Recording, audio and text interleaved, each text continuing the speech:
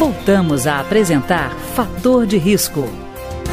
Nós estamos conversando com o dermatologista Ricardo Fenelon sobre a calvície e o que pode causar a queda do cabelo.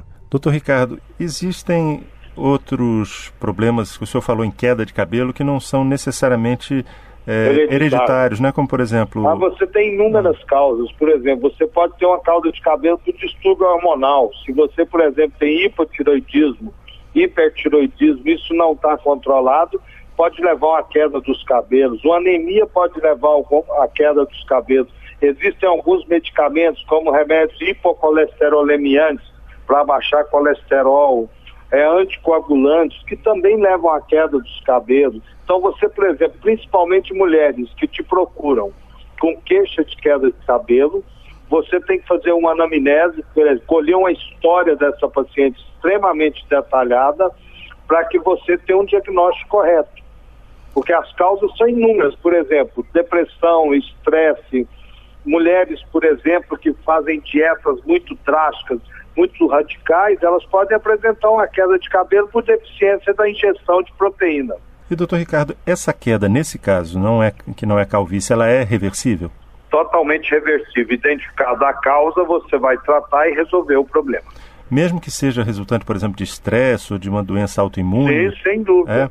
Não, em caso de doença autoimune, Humberto, você já está falando, se você tem um lúpus eritematoso e você tem uma alopecia cicatricial, não é reversível, depois que houve a destruição do folículo, correto? Certo. Mas na maioria dos casos, você não deve usar nunca duas palavras, nunca e sempre. Tá? É sempre porque caso a caso. Porque cada caso é um caso e na maioria dos casos você consegue reverter. E, doutor Ricardo, tem algumas histórias que se contam, né? Queda de cabelo, todo mundo tem sempre uma receita ou sempre aponta uma causa, quando ela não é definida assim por diagnóstico, e que preocupam as pessoas. Por exemplo, eu queria perguntar ao senhor se eu ouço falar, por exemplo, tem gente que se preocupa em lavar todos os dias o cabelo, acha que isso... Não faz a menor diferença, pode lavar diariamente.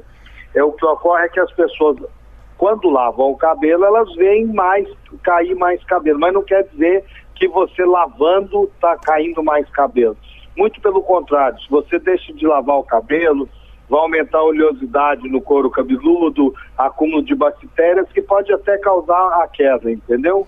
Certo. Então lavar diariamente, normalmente nós não aconselhamos isso para as mulheres pelos cuidados cosméticos, que normalmente a mulher tem tem um cabelo maior, que exige mais cuidado, se ela vai lavar todo dia dificulta um pouco. Certo. Doutor Ricardo, e a caspa, ela pode favorecer a queda de cabelo? Sim, a caspa é a manifestação mínima de um problema de pele que chama dermatite seborreica. Então, a caspa tem que ser cuidada, não é contagiosa, é uma coisa constitucional, a pessoa tem a caspa, em alguns momentos ela agrava com estresse, mudança de temperatura, mas dá para controlar sem maiores problemas. E, doutor Ricardo, banho muito quente, ele é ruim para o cabelo? Não é, em termos de queda de cabelo, isso é um pouco de mito, você dizer que o banho quente vai levar à queda.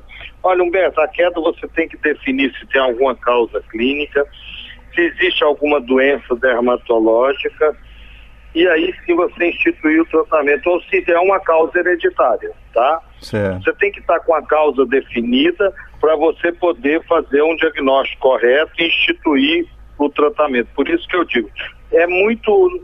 eu acho perda de tempo ficar tentando tratamentos caseiros.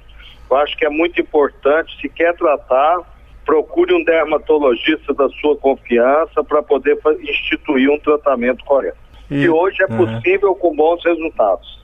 Certo, doutor Ricardo. Eu estou perguntando isso para o senhor porque eu fiz uma pesquisa antes para o programa e eu vi que existem algumas histórias correntes assim que são impressionantes. Como, por exemplo, tem gente que fica preocupado com o uso constante de boné e chapéu. Acha que isso provoca queda de cabelo? Provoca? Não.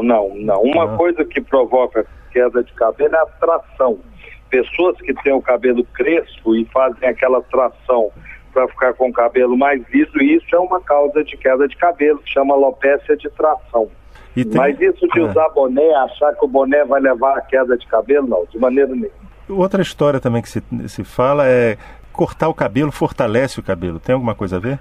Não, também tudo isso é mito. Se você tem uma queda de cabelo hereditária, se você está com cabelo curto ou comprido, o cabelo vai cair da mesma forma. Certo, doutor Ricardo. E no caso, por exemplo, a etnia da pessoa é importante para definir se há um grupo maior ou menor que tenha tendência à calvície? Olha, de homens adultos, os estudos que a gente tem, que a calvície chega a atingir 50% da população. Tá, eu estou perguntando isso para o senhor porque eu vi uma pesquisa que mostrava assim que os homens brancos teriam maior tendência à calvície do que negros e asiáticos. Isso, correto, correto, sem dúvida. E outra coisa que acaba dividindo as pessoas, pode parecer pouco importante para a gente aqui, mas, por exemplo, no caso da hereditariedade, essa calvície ela pode vir do pai, da mãe ou dos dois? Dos dois, pai, mãe, dos dois. Quer dizer, não tem que buscar culpado não, né? Não. Então tá. Doutor Ricardo, alguma última recomendação? Olha, eu acho que a recomendação mais importante, Humberto, não procure tratamentos caseiros, porque você não vai alcançar um bom resultado e muitas vezes você vai ter problemas como a dermatite de contato, por você usar uma substância que sensibiliza a pele do couro cabeludo e ter uma alergia que vai te causar maiores problemas. Tá ótimo. Eu queria agradecer então ao dermatologista Ricardo Fenelon, que conversou conosco sobre a calvície e sobre a queda de cabelo. Muito obrigado, doutor Ricardo. Eu que agradeço, Humberto. Obrigado. O programa de hoje teve trabalhos técnicos de Indalécio Vanderlei e Ricardo Coelho. Se você tem alguma sugestão para o programa, basta enviar uma mensagem para o endereço eletrônico fator de risco, tudo junto, @câmara.gov.br. Até o nosso próximo encontro. Fator de Risco, um programa da Rádio Câmara, com dicas para melhorar a sua saúde. Produção e apresentação, Humberto Martins.